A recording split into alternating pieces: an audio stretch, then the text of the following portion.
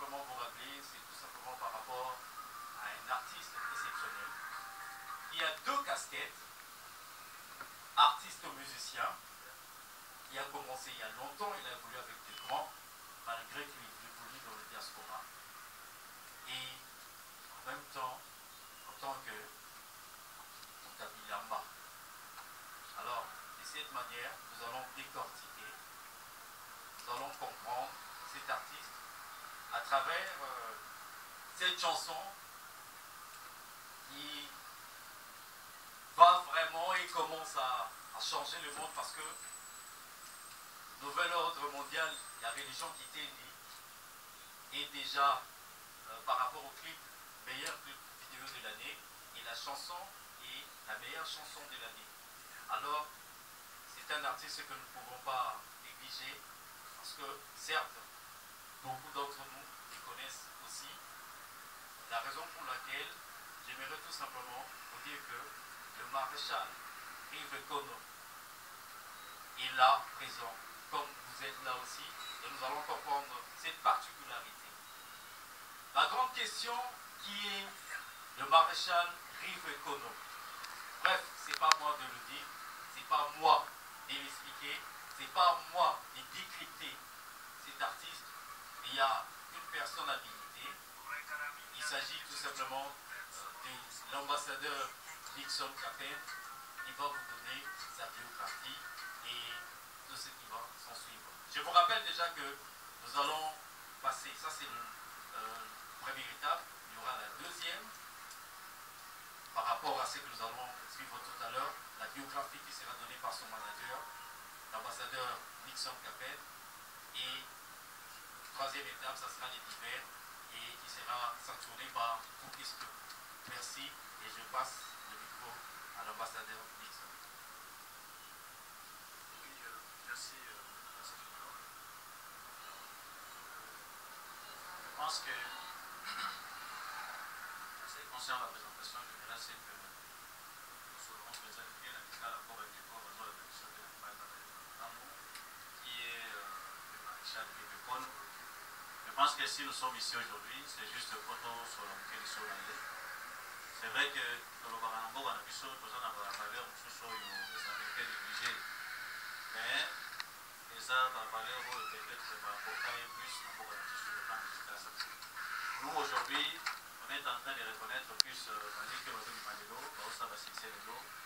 mais nous avons des artistes qui ont des mingi, qui ont batama, mais ils sont dans le bébé. C'est pourquoi aujourd'hui on a voulu essayer de mettre sur le Yves Kono. Yves Kono au départ, c'était un artiste musicien comme Ladi Junior, et puis en même temps il est sapeur, à Botami d'Angola. Juste après un mois, il est avec la Nico à Kinshasa. Dans la commune à Kinshasa, Azalaki na Selembao, juste à côté entre Selembao na Bandane. Ça place Yves Kono à Kolaki.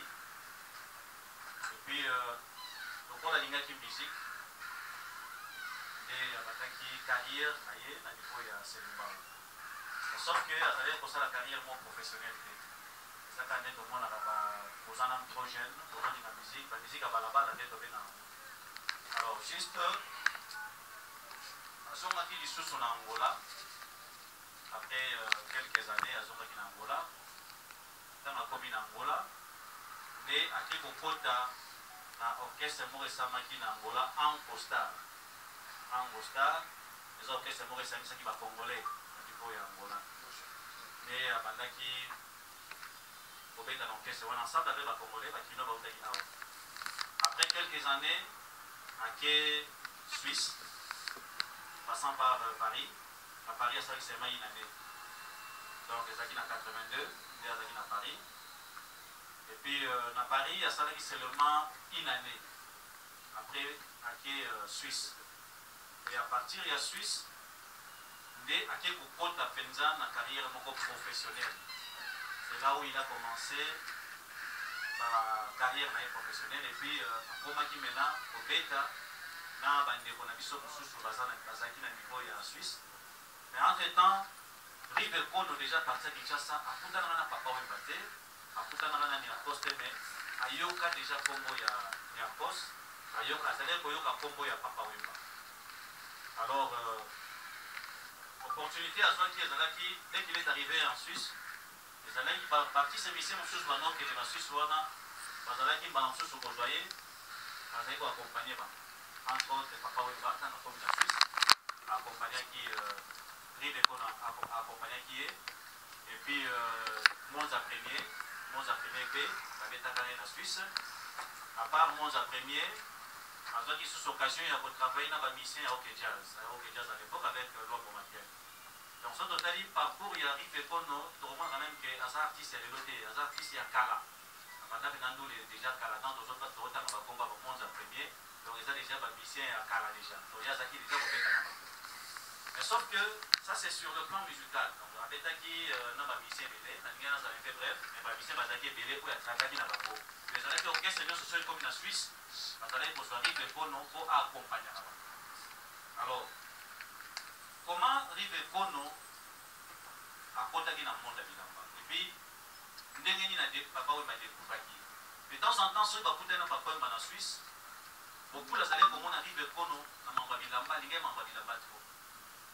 Et c'est par là, après, il faut découvrir qu'il y a un fort. Mais puis de deux, ils vont comprendre que Rive Kono, c'est aussi un grand compositeur. Et c'est par là que les gens qui faisaient l'initiative de retravailler sur Makassi dans Rive Kono et Papa Wemba. Mais à ce moment-là, il va y avoir un poste.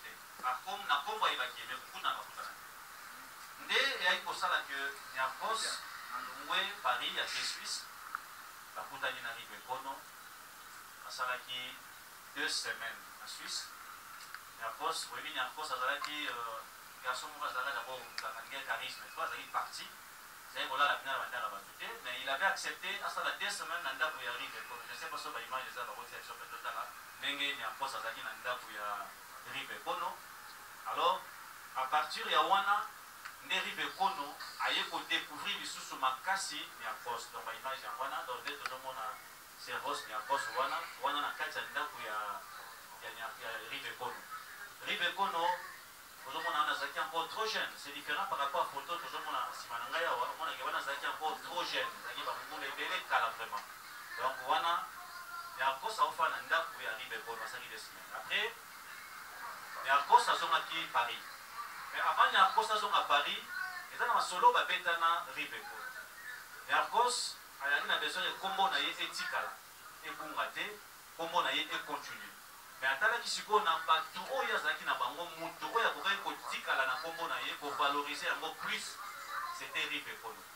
Par rapport à ma capacité, par rapport à ndenge oyo ya monela qui est ndenge ebe ko solo là et puis ya zalek déjà ko beta forme na période wana bandi so la image ko mona ke ba beta masola bilamba. Mais à partir de wana 2 semaines après il y a quoi ça qui Paris.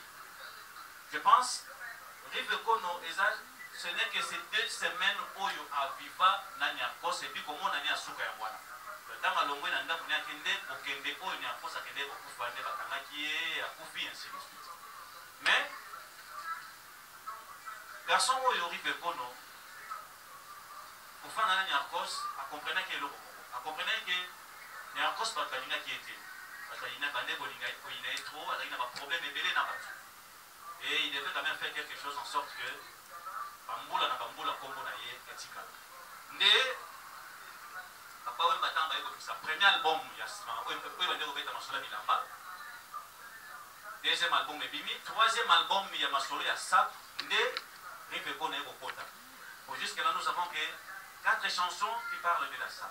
La première chanson est avec na 4 albums ya Niakos et puis les tout dernières chansons est avec wa beta na Bozi, pourtant on va bien na Papa Wemba Niakos a contacté plutôt Evoloko, Ndebasaki album ya Souko Babeta Masola Bilamba. Alors, na Evoloko pe Simbalité. Et après, Rive Kono a été obligé maintenant de se lancer dans la musique. Maintenant, avant on a, qu'est-ce qui a fait que Rive Kono toye baye penza malamute? Rive Kono a soit qui tant mon boboye, a tika qui musique au azalé pour ça, la pota qui na world music. Comme pour ça la musique non internationale. Et c'est ce qui a fait en sorte que dans le niveau de la diaspora, il y a des sautés, à ça le rôle à Bungi. Et après un temps, il y a des choses qui sont nous les wana. et a dit au la première opus naïe. Deuxième opus, premier opus c'est là où il a parlé de la révolution. Et après, il a lancé chanson clip Moko Oyo na été sur Awa qui parle aussi de la SAP. Il y a déjà en vogue pour le moment. Je pense que c'est ça clip Oyo. Il a dit Awa, déjà, et ça ordre mondial de la SAP. Donc, les clip Oyo a aussi lancé il n'y a pas longtemps. Et clip Oyo, ils ont fait un solo, il y a Bilamba. Il y a moins déjà un temps pour le moment à niveau à Poto. Et puis à niveau, il y a Kinshasa. Alors, pour tous aller un peu bref, pourquoi aujourd'hui Rive Kono Alingui a valorisé Combo ya Niakos na Bosale Laye Mausolée. Avant de Toyoka Yoka qui va devoir saper, Bazole Kabazole, de temps en temps, que Rive Kono a Bosale la Niakos Mausolée. Problème des années. Problème est que dans 2 semaines, on va faire na Niakos. Niakos a yebisa Rive Kono a sa l'effort Combo et Bungati. Et en plus, quand on a les clips Oyo, on a besoin d'avoir une image qui tombe, il y a un poste à côté, ça m'a dit clip. On a besoin de remarquer place en bazar juste dans le cimetière. On a besoin de faire tombe, il y a un poste à côté. Maintenant, on a besoin de Kinshasa, ça va dire une image. Il y a tombe, il y a un poste.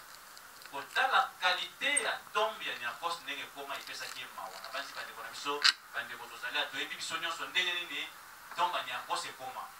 Et c'est ce qui a fait en sorte que Baki Aza obligé à tirer un bon moyen de sorte que à Korosa il y a un poste tombe bien malin et puis à celle mausolée. Alors, bref, pourquoi nous sommes ici? Celui qui a allé dans région Zali, c'est entre nous confrères, on a voulu assez que de soutenir Ndeko Oyo. On avait besoin d'un concours, il y a besoin de soutenir Ndeko Oyo.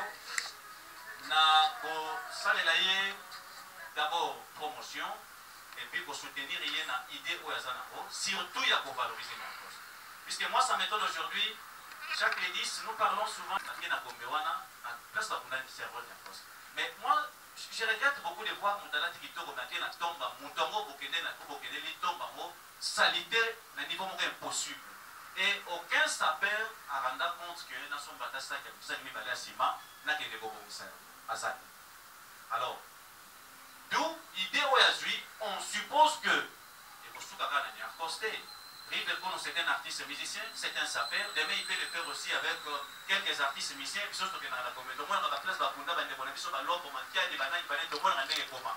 Pourquoi ne pas valoriser la tombe il y a des gens qui ont donc l'idée oyo Rive Kono Azanango Yamoa. C'est pourquoi Aïssa Nalobi, ambassadeur Nixon, vous êtes un journaliste, si possible, il y a besoin de la confrère Mayo. Soutenir là, bâtir la poids, n'a pas idée où il y en a. Alors c'est pourquoi la Béna Kibino, tout solo là, les bandits de Bossala pour que tout le monde pour soutenir les boys. Il arrive ici à Kinshasa très très bientôt là. Je pense que vous serez aussi les premiers à vous envoyer dans l'émission de Bino. Juste pour nous répéter un thème solo pour les albums naïf. Pour les albums, c'est juste chanson pour les na 4 albums. Donc les deuxième chanson na 4 albums. Et il y a moins de disques. Donc ceux qui aillent, il y a un disque. Mais à ce d'abord, premier projet, il y a la tombe, il y a Stervos, il y a Boss. Missa les Obanda, très bientôt là, il a voulu dire que comme nous sommes ici, tu assister, même temps, Missa les Obanda, tu as Zalawana. Donc je n'ai pas dit de pousser l'idée générale, ils allaient qui Wana, pour la décoration rivée, et Wana Mojomonae, Wana Sikoza, Lengaza Sikoyo. On a pas dit Aza Sikoyo, oui, donc je n'ai pas dit Wana Mojomonae. Donc voilà, on pousse à ces concerts de présentation, il y a Rive Kono.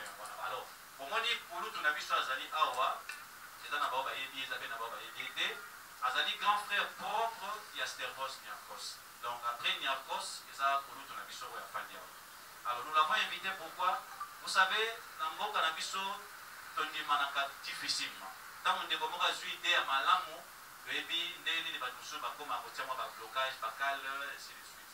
Il dérive pour la Zaka pour qu'il s'attende à Niakos. Il y a eu beaucoup de positions, surtout dans le milieu, dans le milieu SAP, parce que ça fait contre l'idée. Alors, compte tenu, il y a la contradiction avec les contrôleurs, non. Comme nous serons ensemble avec nos confrères, on a quelques minutes à payer, sur place, pour répondre. Mais la famille déjà d'accord, la PESA qui révèle une autorisation pour la Boussana, mausolée, il y a Stervos. Je pense que on a des affiches de présentation par rapport à l'artiste. Je suis là aussi avec Tondolo. Tondolo, je pense, au Yambakaye, Ming dans l'émission. C'est Azali, président et à cour de grand. Azali P, Moko, Azali pour représenter Rive Pono dans le Kinshasa, dans le milieu de la Saper, nous sommes les Fakin Awa. Avant ça, vous avez quelque chose à dire d'un moment à l'autre. Nous avons avant toujours ce micro et pas junior. Toujours peux s'en aller pour nous, depuis que moi, milite ni balai. Vous faites ça, c'est Marango. Mais toujours ce micro et pas junior. Pour nous, je ne sais pas si vous avez quelque chose à dire. Merci, les amis de la presse. Bonjour. Celui qui vous parle, c'est un Léopold Villois. Je suis né à Léopoldville. Je suis très heureux d'être parmi vous. C'est un métier que dans ma jeunesse, en embrassant la section la section littéraire, et surtout avec Cicéron, j'ai eu le goût de devenir un jour journaliste. On a étudié avec l'ami paix à son âme, Lucas Lois, sur les études ensemble.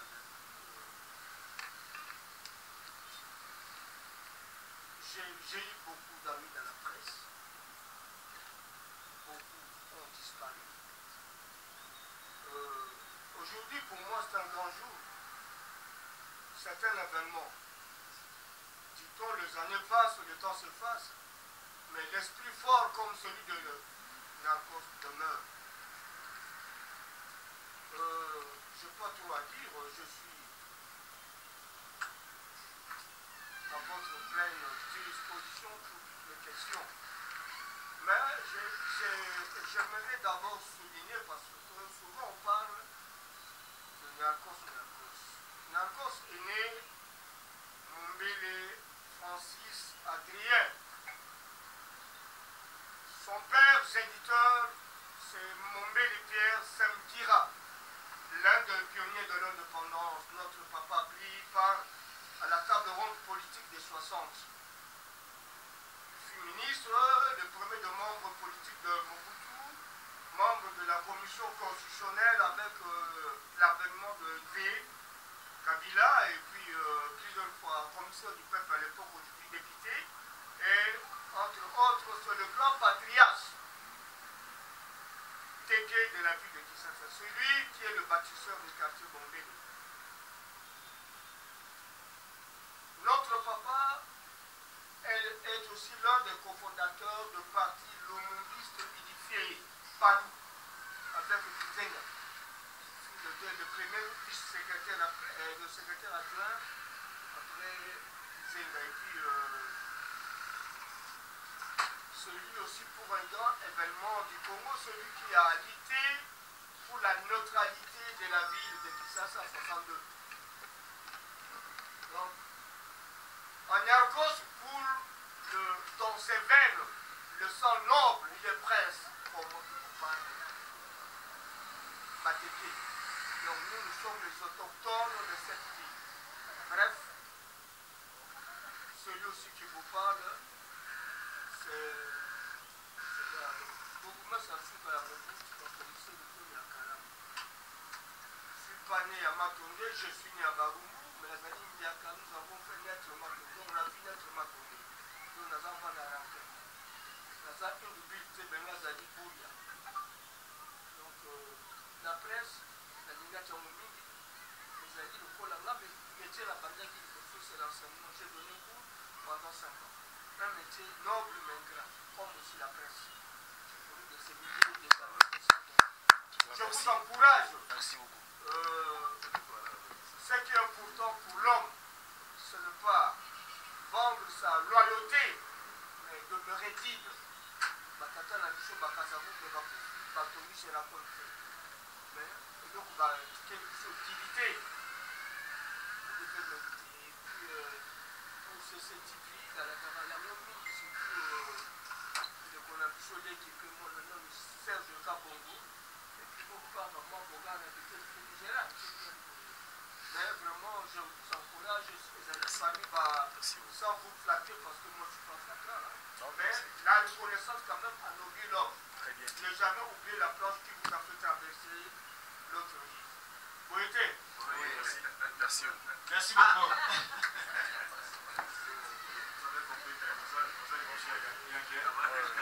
Bon, alors,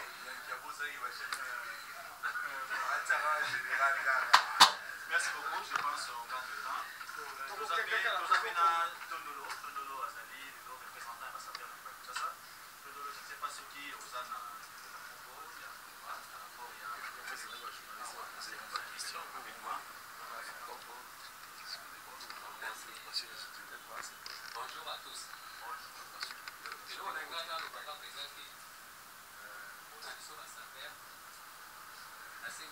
Merci.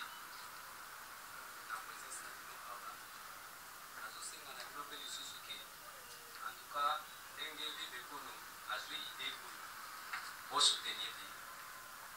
pour soutenir aller vers la journaliste, aller vers la média, aller des médias, ils ont un pouvoir. Merci pour délaissé. Même le gouvernement nous a délaissé. Donc on a aidé la biso.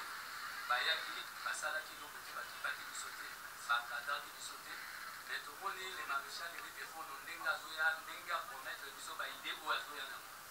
Tout le monde qui va aider, on a déjà été mon papier, il y a 4 mois. Ça fait le banaré. Ça fait le roi. Où le plus beau ça va vous montrer que tout le monde va s'affaire, ça fait va Kingaga, ça fait va ça va quoi. Oh, oui, mais qu'on a les musiciens. À l'aide de droit, et le poids au salawana, à quoi il va trouver à quoi ça la fait à trouver d'aller les musiciens. Mais sur la vie dans cadre ça, pour pas vous que ça fait ça délaissé. Si on a tout voulu, pour taper ça, on peut parler. Pour la monde, ça perd ce que tu as dit, ça perd à la valeur. Donc, pour ça, on a dit, ça perd à la valeur. Par contre, on a dit ça comme si, attends, vous avez responsable. À tous expliquer, nous avons vous avez les gars, vous avez vous êtes responsable. Mais le coup la dépôt a dit Michel Chouana Lobi, Naba Pinganga, Neba Pinganga, il y a un demi et le lot à Tombola, Sabre et des dépôts. Il y a un gars dans le sein en tout cas, il y a un journaliste, au Sunga de Koana, à Tinefusu, au Bissau de Bassaper, tous attendent moi, Valère, pour vous voyez, débat société. Tous attendent moi, Valère, et ça va bien. Donc, il faut qu'on a merci. Merci beaucoup. Merci Tondolo. Maintenant, nous posons ma bandeko, chers confrères. je pense que Toyoki, brève présentation, il y a le maréchal Rive Kono, le King, et Toyoki, confrère, il y a Yemo Bongachi, Toyoki président, il y a Massacre. Dans ce rappelé, c'est un artiste musicien, donc on a 2 casquettes. Un artiste musicien, en même temps, c'est un sapeur. Alors, voici le moment Oyo. David, vous en avez mis tout là. Alors, la Pessibino, Bal, ça dit que je vous donne le temps de poser des questions. Alors, tant que vous avez le micro, vous posez des questions à Yo. Au principe, organe à Yo, David, vous voyez, je sais que vous êtes fait pour la tomber des puces. Sauf que si possible, vous arrêtez bref, hein,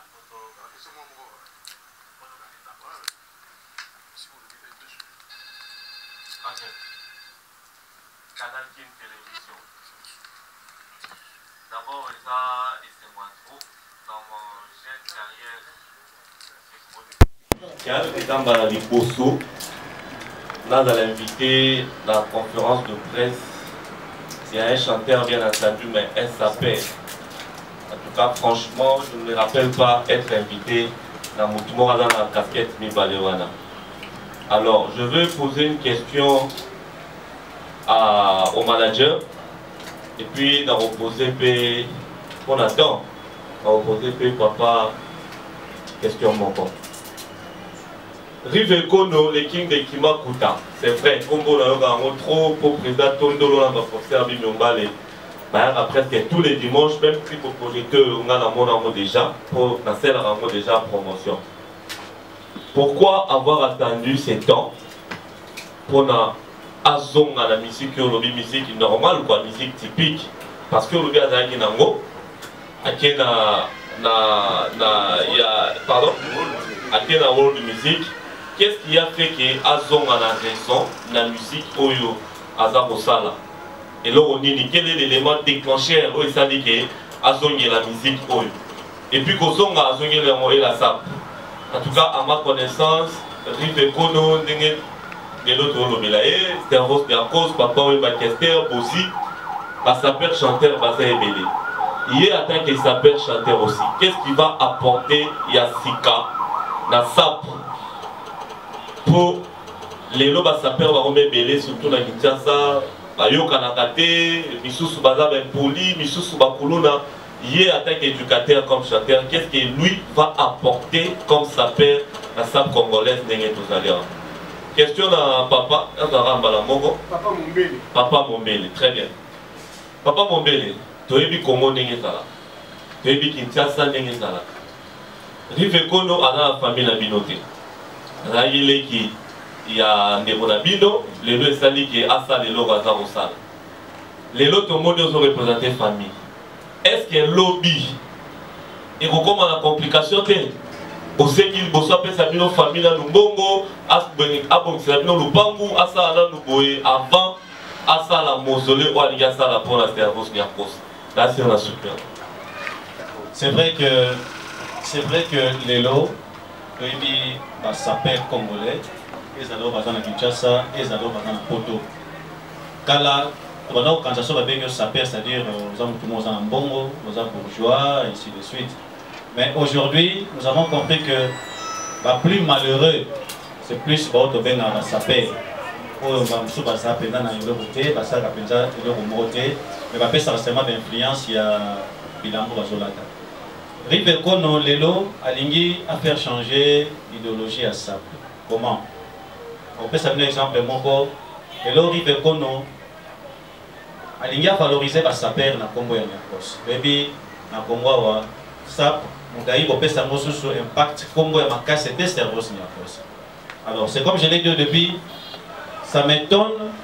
Là c'est la Servos Niakos et ça s'habiter ça malamuté, mais le général wana na bilamba ya chez Robert Masola Servos Niakos. Et ben qu'on a dit non. Photo banana no avant de mettre Masola bilamba to banana go valoriser mutu oyo à la musaka li solo wana bilamba na niveau ya RDC. To pese na valeur. Les deux à la Totambola, tout le monde a mausolée, le Momba, il y a intel, tout ça la paix à Niakos, de sorte que donc à Nisaraye, tant que tout le monde a mausolée. Deuxièmement, Rive Kono, il veut à ce que sa père a la image de Bilamba au Bazolata. Je pense que les sapeurs, il y a une émission dans le monde. Comment expliquer un sapeur qui passe l'émission à l'objet, il a besoin de $2,000. Il a dit chaussures à $1,500, mais il va voir à ma banque pour que nous arrivions à ma tôle. Donc, les camarades le côté pas sapeur. Ça étonne. Un sapeur a besoin de conditions bien té, mais avec ta masola bilamba, la chaîne.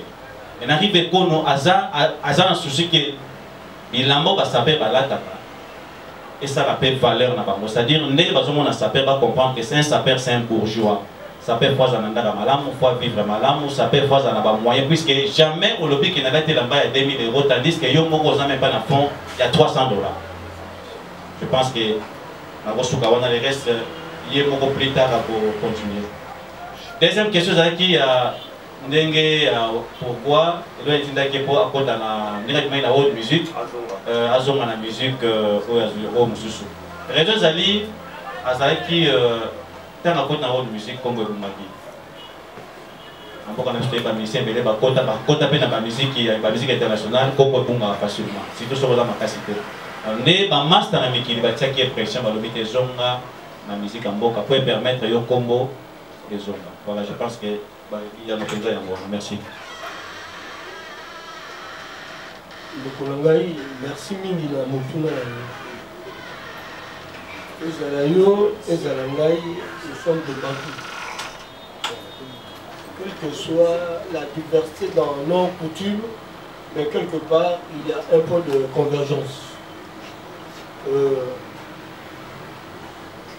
Ndenge otuni motuna wana eza kofingama mingi zone pas n'importe quoi. C'est vrai. Mais et là qu'on a bossé la dévotion na baninga au bazar na poto. Mingi toye bani. Mingi totanga ki na bango école primaire sika moko mingi bazali ba leki ya bandeko. Soki bolingo ezali tango ndeko aki likanisi na bossé na bango toyo kana parce que les intérêts, dit-on, regroupent les gens. Mais le sentiment, c'est ça. C'est ça qu'on y est. Donc, au sein de tout le monde a intérêt, tout y a sentiment d'abord. Pour la pierre tombale, il y a, pardon, la belle pierre, pour pierre, il y a combat papa. Aujourd'hui, ça fait 19 ans que disparaissait notre papa. Il y a encore ça, Koufi. Le loyo tokokisi 26 ans. La première pierre tombale, la somba ya motamo na all glace en franc belge. La motamo motoyate. Et puis à l'époque, pour Okunda Mana Gombe, c'était pas facile. Gombe ezalaki image ya baba. Pierre Oyo Zali Lelo, c'est la 3e pierre tombale. Je remercie encore le professeur, l'éminent professeur Nuzolo Bambi, Périclès. Tango Amoni, Pierre Roto Salaki et Bebaki, Yé Motu, Asobelaki Bisso, Pierre Tombal, Wana. Oyo Ezali Wana, c'est la 3e pierre tombale. Bomba bomba, Mabé, Toyo Kanabande Bonangai. Tout ça la sonité. Mon côté à Poto, Aya Kaipa ya famille naïe biologique, non? To rendre quand même hommage, Ndenge Issa Maka, Toke Nokotala, Oyazalaki Nabi. Les morts ne sont pas morts. Parce que il y a encore certains esprits forts. Et l'esprit fort demeure toujours vivant. Parce que c'est pas facile. 26 ans après, on doit parler. Non. 26 ans après, moi, en tant que son frère biologique, même quand je parle ici, je revois encore mon frère, et ça, la passe. Il y a encore ça qui est là. Peut-être après la ministre. La première membre du bureau politique. Non. Mais, mon père habite, c'est encore le mot. Tant que mon Oyo a dû le canis. J'ai donné mon accord en tant que responsable de la famille Mombele. C'est moi qui vous parle. J'ai donné mon accord. En dehors de, je ne vois pas quelqu'un contredire une gagne. Tout ça, la appellation du 26 après. Si je me tiens le coup, je me ballonne à Bajaboulou. Quand tu me la bangue, mais quand vous devez aller à ça, mais Bisso, tout le monde a un bon côté. Au monde, il n'a pas cet exemple pour moi. Quand tu as un bon côté, tu as un bon côté. Tu as un quartier mon mail. Quand on a pris ça dans la tête, mais c'était gratuit. Non! Mon père a donné gratuitement ma parcelle. S'il y a quelqu'un qui a contredire, je suis d'accord. Dans le débat, non! Alors, les lots Oyo, nous on ne voit pas l'aspect, mais partout au monde. Et pas ça la kaboa pont. Batika quand même le billet. Vous voyez?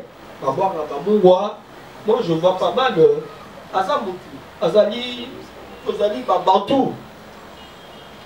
Naza bref nazo kata mais faut pas gâter. Pour après, moi ma belle amie sur enseignant, ma politicien, Tolula micro, mon alum lobi ba révoquer yo. Bon nazo suka pe wana. À vous ça la billet pour la famille. Ensuite on se là qui naie. Pour 5 millions, ce qui est important, c'est les gestes. C'est ça. Les gestes aussi ennoblissent l'homme. Merci.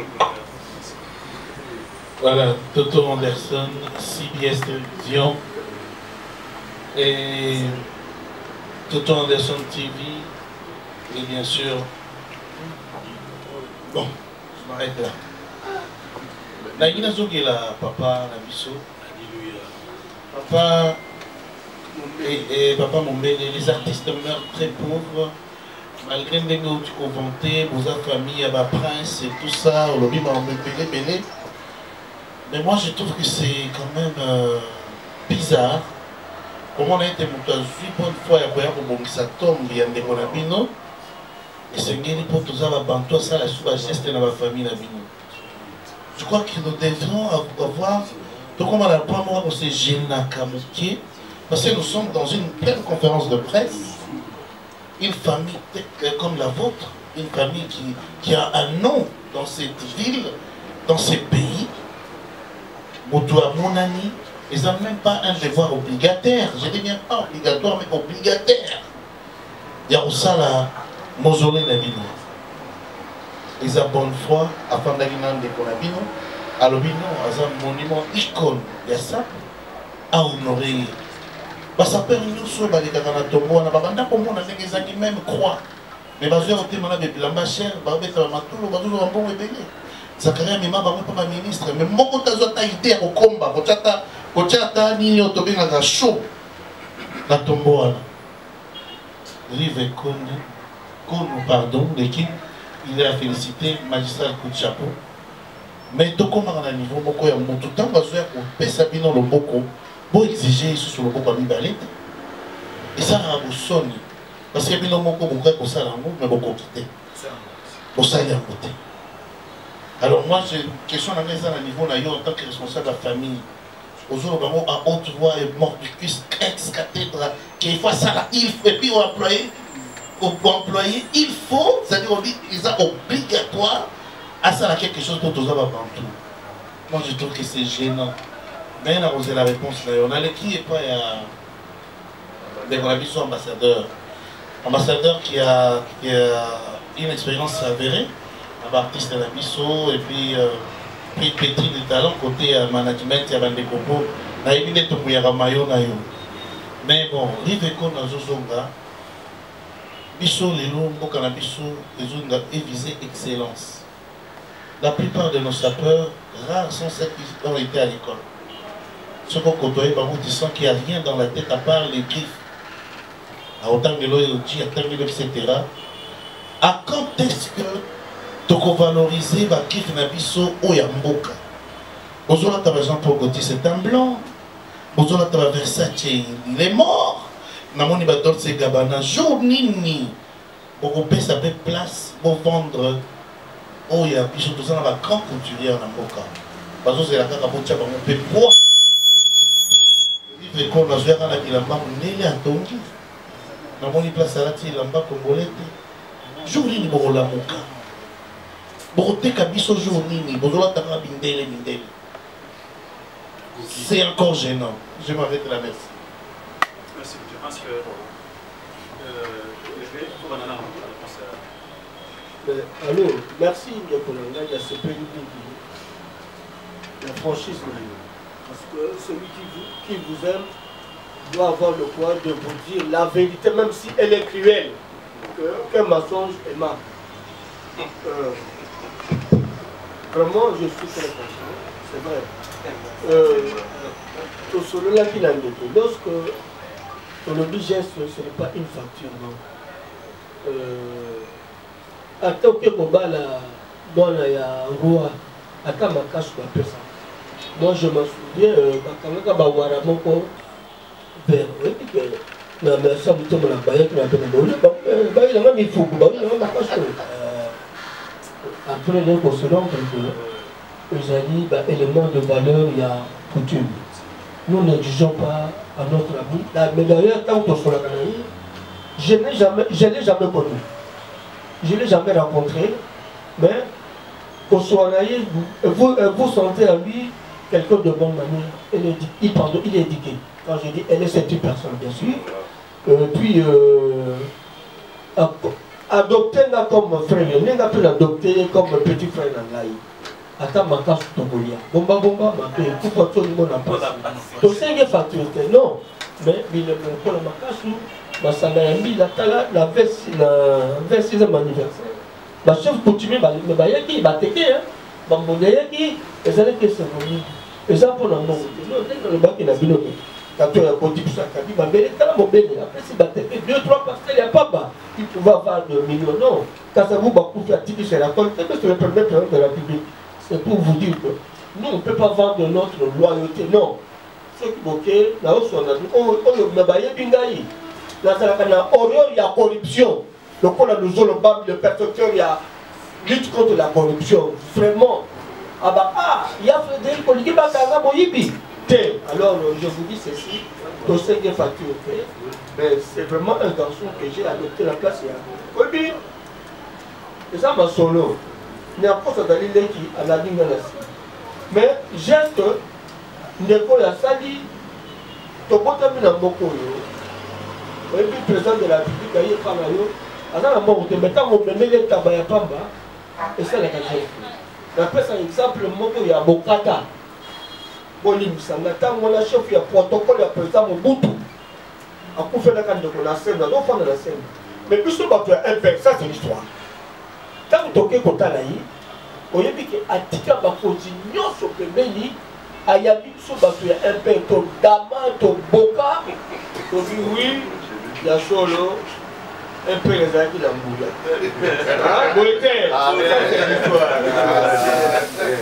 la comptabilité passif-actif, moi, attends merci.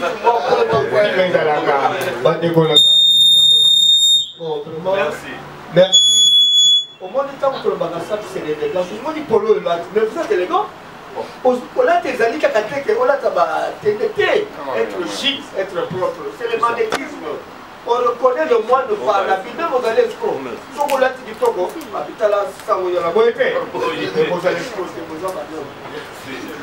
Merci. Bon, en fait,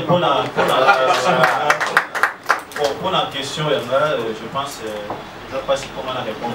Moi, je ne suis pas sapeur. Écoute, le monde a joué beaucoup de temps que maman a dit mais je suis pas le sapeur est là. Banti bande koloko la président Chibito Mouchachino ba itato la biso ba monde ba balinga mamona ça moi il Dondo doit répondre, c'est mieux. Dondo doit répondre à la question. Merci. Et là on a parlé na Congo, na Congo, nous en avons besoin, il y a pour là, il y a pour consommer, contrôler. Le problème n'a pas le problème est entre rivalité, na modéliste, na sapé. Bango, un modéliste, il y a qu'à faire sapé. Autant où il y a d'autres créés, pour nous sapé, ça est mais tant que nous avons créé, il y a qu'à faire bissoter. En plus, ce cas ont créé, a commis le ennemi, il y a sapé. A commencé la concurrence, na sapé. Il y a un moment que bissotou, soit sapé, soit modéliste. Il faut changer la mentalité na biso. To commander bon moko, to y bandenge ni po to la taka, to consommer congolais. Mais jusque là, nous avons tozana bon moko te. Et là moi passe pour qui orgueil, ils ont temps dans le monde à ça. Mais vous avez bon moko là modéliste Mindele. Mindele, tozo somba, tozo fondation ezakuna. On a fondation, to bandaki kuna. Ce ko to commander yo lobi to ndenge yo tuni question na yo. Siko bango pe fuba comprendre ndenge mindele wana ko ba mindele wana ba bandai ko linga batinga ba saperte ba mindele wana baza ba saperte mais ba modéliste na biso ba komi lokola concurrence na biso eloko alati soka alati so ndamba eloko alati ngam na sala kyamo eloko na alati yo kasa o dengela ngo ngam na sala kya OK départ na biso za ya publicité auto sala que da publicité bango fuba mikitisa ba ya vers biso ko biso to sala bango publicité. Merci. Ok, merci. Je pense que tout aura des questions à Souka pour que je vais déjà tant moins élevé. L'invité sur une des moments dans la question moi Souka. Tony Coco RTGA. N'est-ce pas? Ouais. Donc on allait madame ta radio, tout ça dit que le problème il y a MPR et 1000 sous la moi pour la démocratisation. Elle a besoin d'un père de sous. Bon, merci beaucoup, papa. C'est l'histoire. Non, moi, c'est belle idée. Bon, question, peut-être que vous êtes le représentant de Kono, parce qu'il est absent du pays.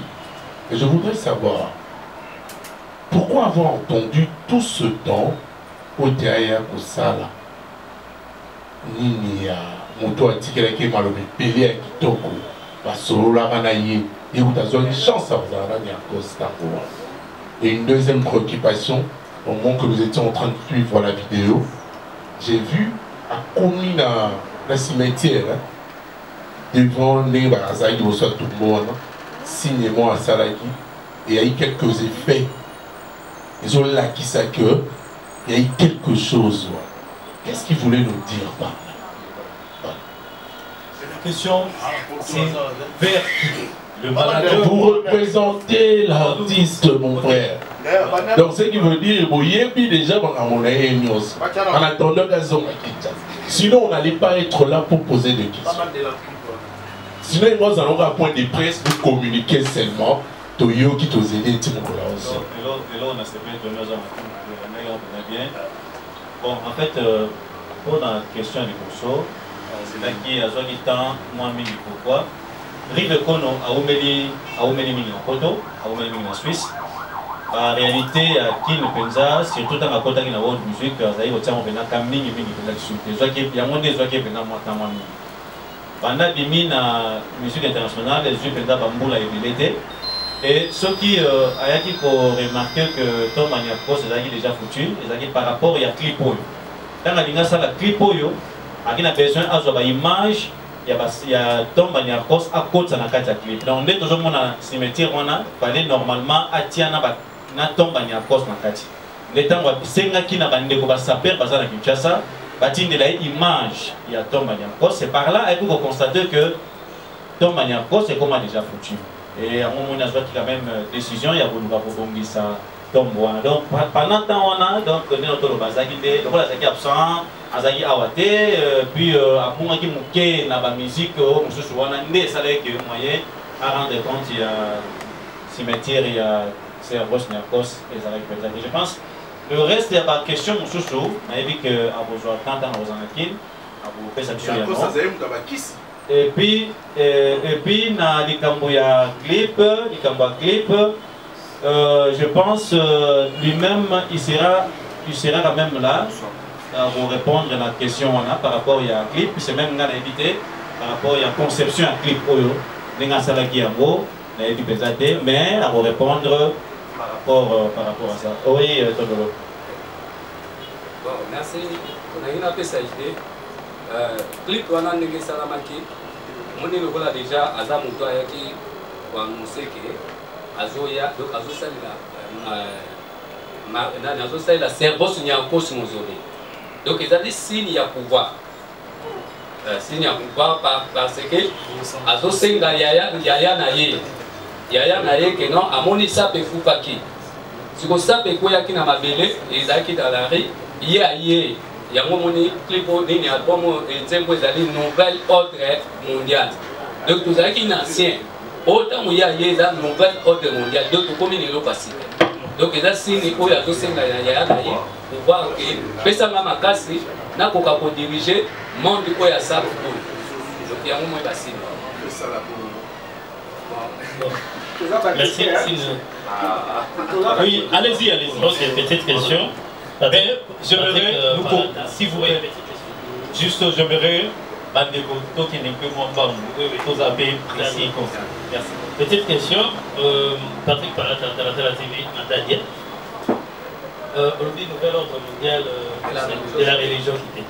Mais tout à l'heure, nous débattons qui pour l'originalité à chanteur et sapeur. Il faut avoir des moyens de qualité, parce qu'il y a ça, et refléter les qualités à nous tous, donc vous appelez les gens. Donc la religion, est-ce que la religion, on a tout d'un but sur la Congo, parce qu'avec le train de vie et tout, on n'allait pas demander aux gens d'acheter, disons, il y a 2 000, il y a 20 000 $, combien de milliers de $. Est-ce que le cas pour le nouvel ordre mondial, est-ce qu'il ne fallait pas pour redéfinir ça, religion, pour être accessible à la montagne? Ok, en tant que nous, on a au pays Bordeaux, et que nous autres, la vue repassée, ça puis à moi. Pour comme une nouvelle ordre. Pour ordre, il y a pas cher, les autres symboliques. Alors, par rapport au pays à Macambou, il y a le pour la congolais. Est-ce que vraiment vous réfléchissez, c'est pas modéliste, il faut se limiter à un niveau de l'île, ça ne va pas trop compris. est-ce que vous savez qui peut-être par ta couturier la bino ya carte et ça la mano na la tata mais tout ça peut-être que bazakana pensaka na ngote ou bien mbongo pe ya kofuta ou quoi au moins vous devez structurer le courant et prenez ça à cœur pour que vous allez vraiment aider les autres consommer Cotonou et puis le code d'un nouvel ordre mondial vous disaye à la sap na cher na bakambo les ambassadeurs a expliqué les autres tout changer dans comme un nouvel ordre biso pe tout là ta kana biso ya nini to ko ba pe ko kota na religion là vous devez vous expliquer au peuple.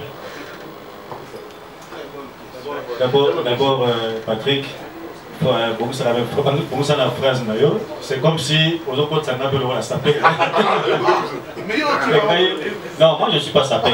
Je suis venu représenter un sapé, mais je ne suis pas sapé. Alors, tu dois le dire aux gens à raison, mon frère. La SAP est esprit. La SAP c'est l'esprit. La SAP c'est l'idéologie. Vous savez, aujourd'hui, on appelle un bon mébélé. Mais oui, ça se fait. On appelle un bon côté, mais on a un coup d'œil et là-bas. Je sais que là-bas, ils sont là-bas.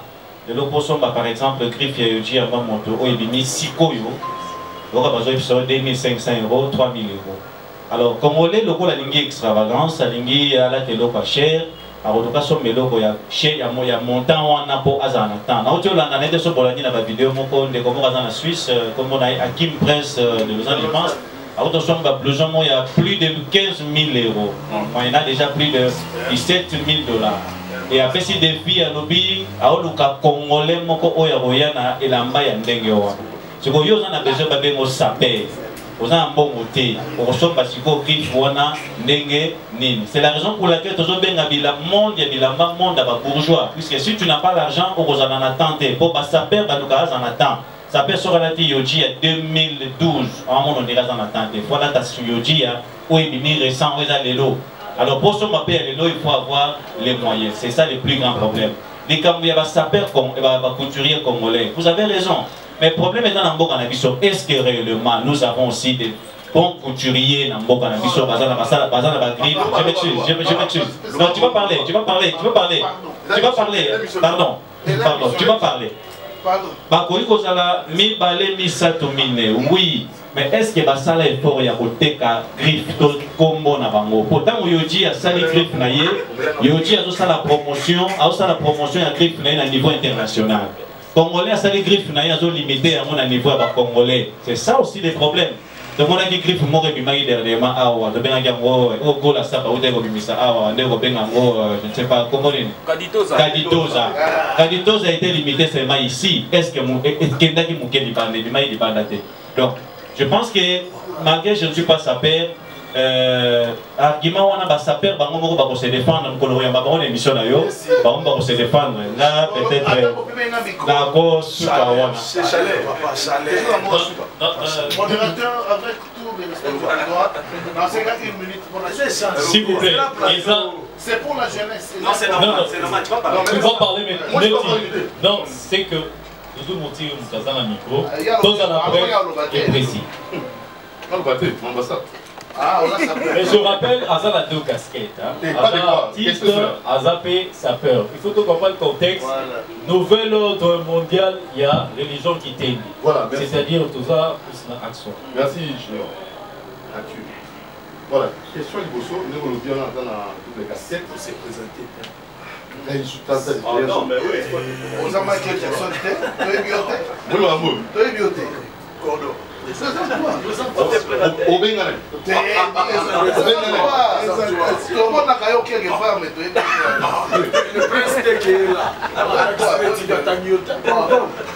Attends, Fatia, c'est plus. Mais qui est le rédacteur du kiosque? Vous montez le rédacteur. Le patron de l'émission kiosque, c'est moi. Regardez le temps, s'il vous plaît. C'est la mort. Voilà, alors, Doudou Montiri, réalisateur à kiosque, le patron.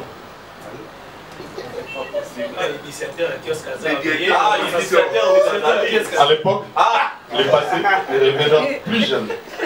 Alors, Doudou Montiri, coordonnateur à la chroniqueur, c'est bon les cordons. Les cordons. Sauf moi.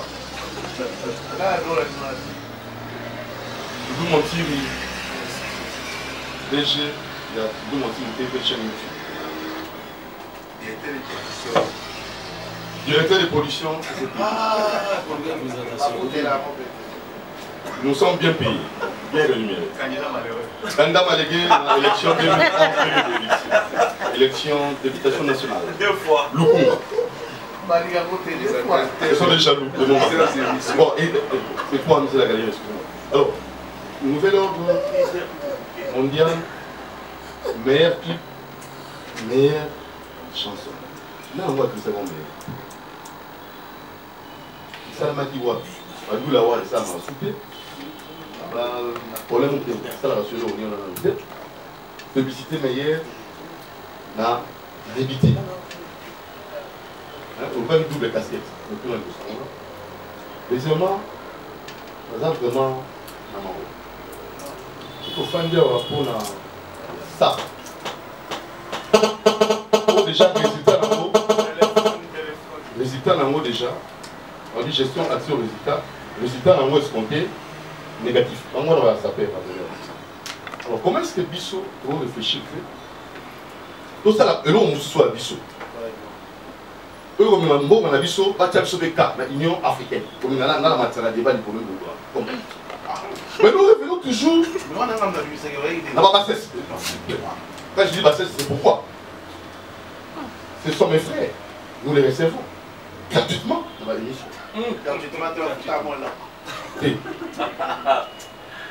Alors, cher René, on dit, il a du solo des chants, il y a une question. On a dit, on a au sujet le Congo arrive au nom de King. Pour tout ça 26 ans après les voix de tribunal, moi je fais une proposition. Parce que l'État mausolée, parce que l'État monument, parce que l'État le Congo, et comme on a référence. Point barre. Mais pour le reste, quelle politique pour tout mettre en place pour les jeunes n'abissent pas sa paix, pour les gens qui ont coca, pour émerger. Ça perd au Sabilanga. On va donner la plateau de l'autre front. Ça perd au Sabilanga. Ça peut être autrement. Parce que va au Kemba. Tu vas changer la qui. Tu vas pousser dans l'angle de mon boé. Seconde moi là, tu vas te mettre à la blamba à mon bis.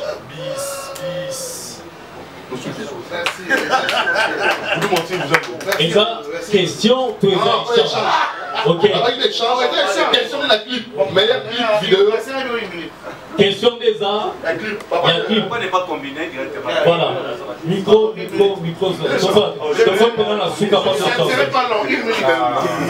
Tonton Anderson, brièvement.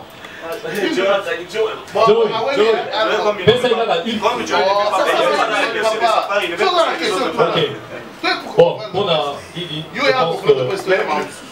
meilleur clip. Meilleur clip. Manager. Moi je pense que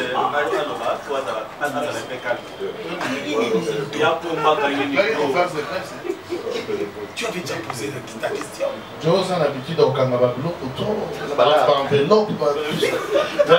Revenons quand même à notre. Voilà.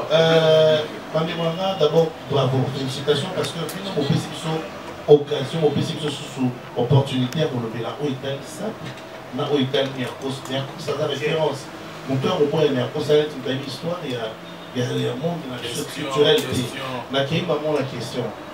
Tout ça, un problème sérieux. L'artiste n'a pas sa peur, il qui image ma belle à Porto Lelo, au moment où il va en habitude de venir, il va poser dans la classe, il va les dégâts à battre pour battre la Porto. Lelo, ça, peut se souvenir.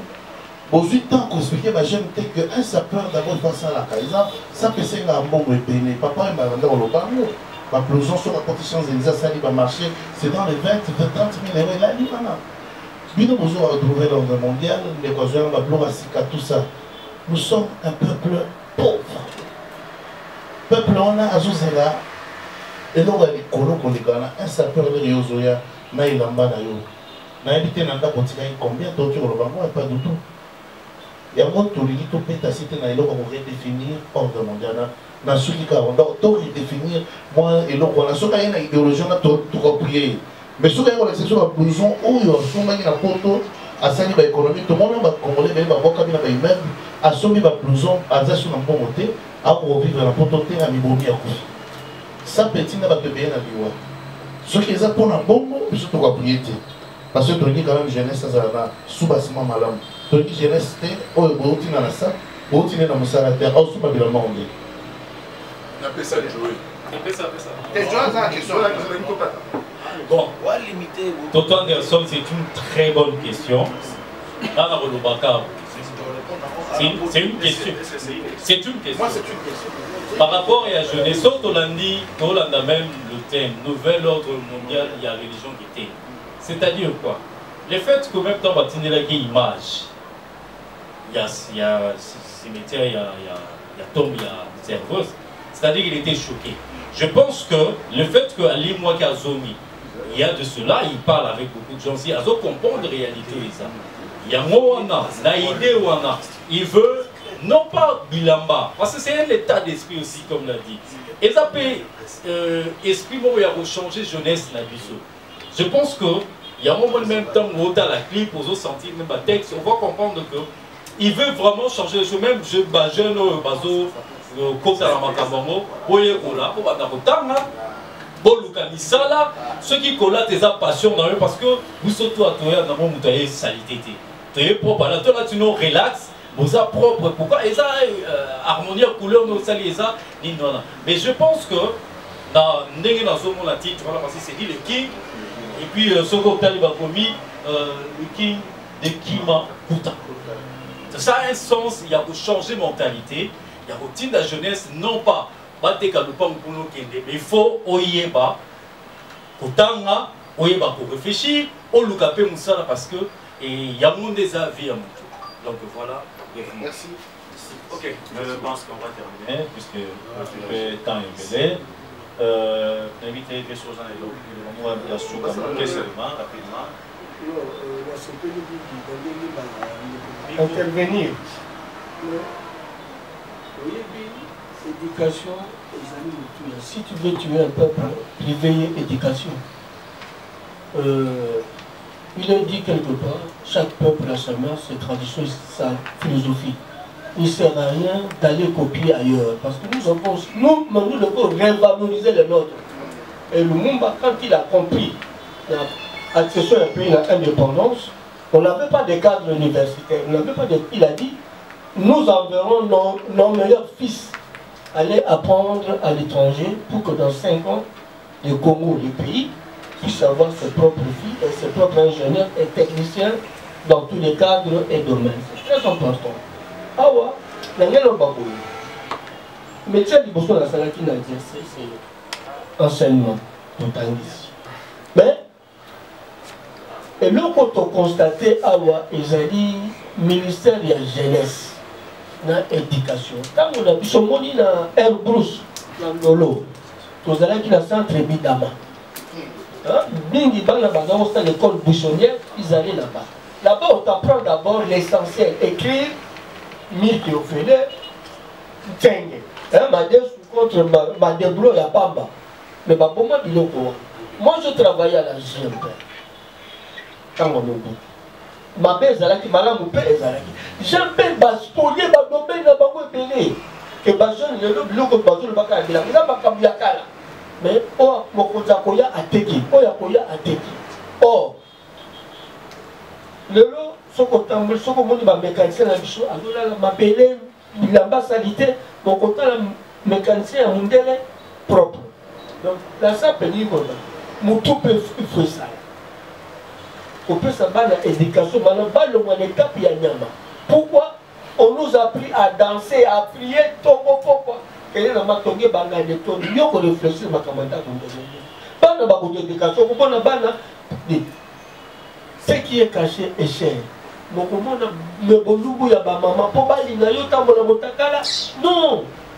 Vraiment, quand on fait de Bagoya, c'est une occasion.